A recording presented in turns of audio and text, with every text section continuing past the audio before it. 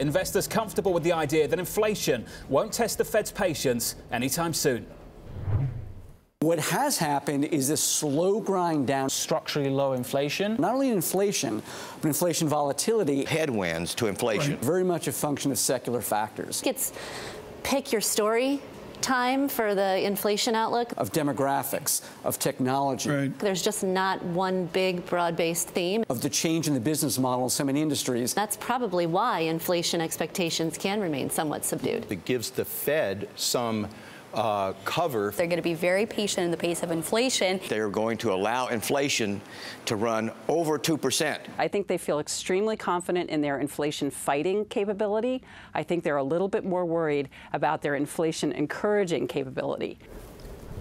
Joining me around the table here in New York is Chad Morganlander, Washington Crossing Advisors Senior Portfolio Manager, Jon Mackay, Schroders Senior Market Strategist, and Jay Pelosky, TPW Investment Management CIO. Jon, let's begin with you and this comfort with the inflation story in America. Misplaced or correct? I'm not comfortable at all. I think what we tend to fall back on is this need for inflation to either be way above where it should be or way below where it should be. It's a little bit above trend, sort of at 2.1%.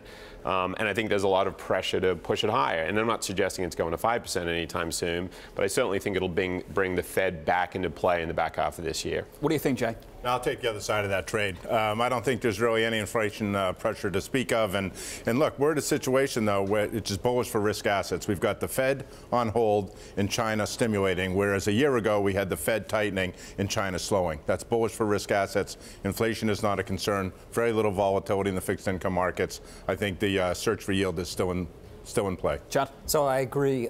We think that inflation will be rather low for the second half of the year, and perhaps you'll be talking about disinflation on a global scale as the global economy moderates a bit. So convince us, Jon. So you've got wages rising. If you look at commodity prices, they bottomed in early 2016. They've been on an upward trend. Obviously, took it on the chin fourth quarter of last year. The dollar, in our view, is way too overvalued. If you get a depreciation in the dollar, that brings in inflation into the U.S. And I would agree with Jay that it's bullish for risk assets, just not in the U.S. We're bullish on Europe, which may surprise you a little bit, given what I've seen on the show recently. I've got two round a table. You are a rare breed. Bullish on emerging markets, and we think the rebound we've seen in U.S. equity prices so far this year is primarily based on hope.